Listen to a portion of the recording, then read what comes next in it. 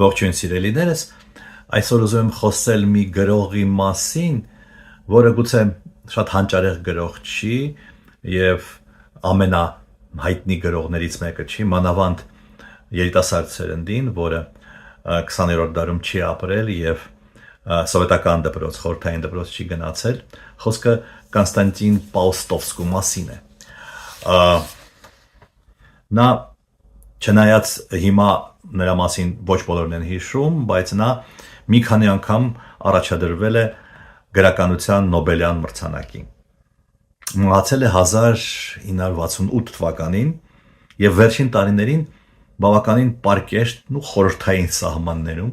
բավականին պարկեշտ ձևով էր իրեն դրսևորում, օրինակ պաշտպանում էր Ալեքսանդր Սալժենիցինին, որին ի վերջո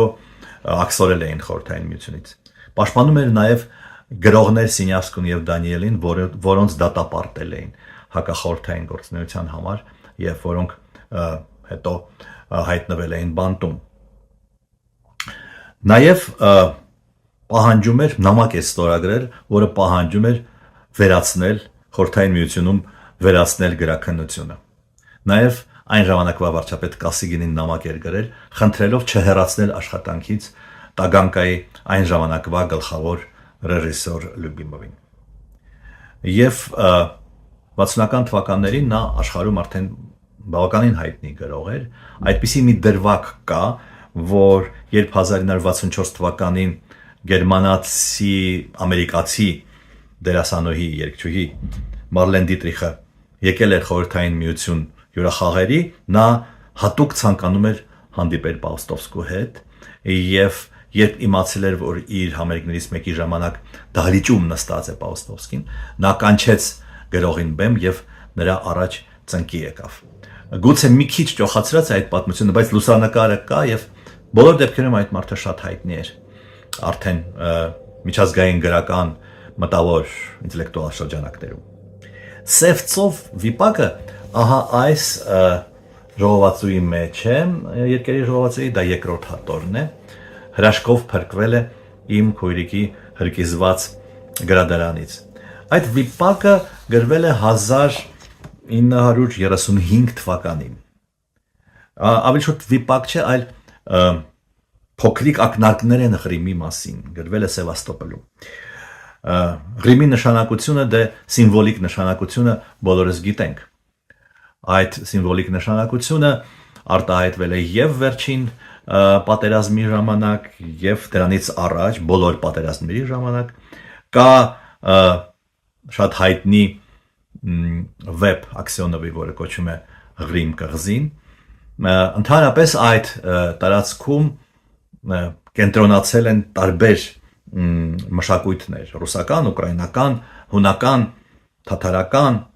տարբեր պատմական շերտեր կան էլինիզմից սկսած, նաև մեր մշակութային հետքը կա, իդեմս մասնավորապես Սպենդիարյանի եւ Այվազովսկու։ Անշուշտ այդ վիպակում Պաուստովսկին տուրք էր տալիս իր ժամանակաշրջանին եւ իր երկրի գաղափարախոսությանը, բայց իմ տպավորությամբ նա անկեղծորեն հավատում էր այդ գաղափարներին։ Նա հավատում էր խորհրդային մոդեռնիստական արդիականացման այդ նախագծին եւ կարծում էր, որ այդ նախագծի շրջանակներում շատ հարցեր հնարավոր է լուծել։ Ընդհանրապես որևէ պատմական շրջանի մասին երբ խոսում ենք, բնականաբար պետք է հաշվի առնենք դրա հորի բացասական հրեշավոր գծերը, 30-ական թվականների 1900, բայց պետք է նաեւ մտածենք, տեսնենք այն տենդենսները, այն միտումները, որոնք նաեւ դրական էին եւ մոդեռնիզմի, մոդեռնիստական այդ միտումները մշակույթում եւ ընդհանրապես ինտելեկտուալ կյանքում հետագայում իրենց դրական ծիլերը տվեցին։ Ահա թե ինչ է գրում Պաուստովսկին այդ վիպակում։ Մենք ապրում ենք մինչև վերջ չգաղտնաձերծված աշխարհում եւ քայլում ենք քարերի, ծաղիկների եւ խոտերի վրայով, չիմանալով նրանց կառուցվածքը։ Ցանկացած համեստ խատուտիկ կարող է ճանապարհ բացել դեպի մարդկության առողջացում։ Կարելի ասել շատ հստակ կանխատեսում է, Ընդհանրապես բնությունը, բնության գաղտնիքները, բնական առեղծվածային երևույթները մանավանդ ծովի հետ կապված այս վիպակում այդ ամենը շատ է հետաքրում գրողին դրանք կարող են լինել նաև մանր նաև զավեշտալի դեպքեր օրինակ հին խորտակված նավամբարում մնացել էր մեծ քանակությամբ սիսեր ժամանակի ընթացքում տասնամյակների գուցե դարերի ընթացքում այդ սիսերը բնականաբար ջրից մեծացել էր փքվել էր եւ պարզապես քայքայել էր այդ նավը քրքրել էր նավը Պաուստովսկին ազատ եւ նույնիսկ պարադոքսալ մտածողության ջատագով է որը դարձյալ գալիս է բնությունից հա որովհետեւ բնությունը ծովը մշտապես անակնկալներ է մատուցում եւ շատ տարբեր է միայն այն միտքը որը ընդունակ է համատեղել առաջին հայացքից անհամատեղելի երևույթները կարող է ստեղծել իրական արժեքներ գրում է այդ գրողը Պաուստովսկին եւ նոր կյանքը նոր քաղաքը իր համար այդ հանդուգն մտածողության արտահայտությունը պետք է լինի այդ վիպակի մի դրվագում հերոսները քննարկում են ապագա քաղաքի նախագիծը եւ գալիս են եզրակացության որ այն պետք է լինի ընդարձակ լուսավոր եւ թելադրի նոր կյանքի ռիթմը այստեղ կարող ենք համեմատել նաեւ Ալեքսանդր Թամանյանի գաղափարների հետ Պաուստովսկու լեզուն շատ հյութեղ է շատ պատկերավոր եւ փոխանցում է այսպես ասած բնության այս ռոպեականությունը բնականաբար թարգմանության ժամանակ դա շատ դժվար է փոխանցել ծովը ալիքները լուսինը հորիզոնը քարերը նրա մոտ ապրում են որպես կենթանի էակներ կենթանի կերպարներ եւ վերջում մի հատ կարևոր դրվագի մասին որը հիշատակվում է Պաուստովսկու այս վիպակում հին Ղրիմում դա թերակղզու արևելյան մասում գտնվող այն ժամանակ գրեթե անմարդաբնակ մի հատված էր 1930-ական թվականներին նոր սկսվել էին պեղումները այդ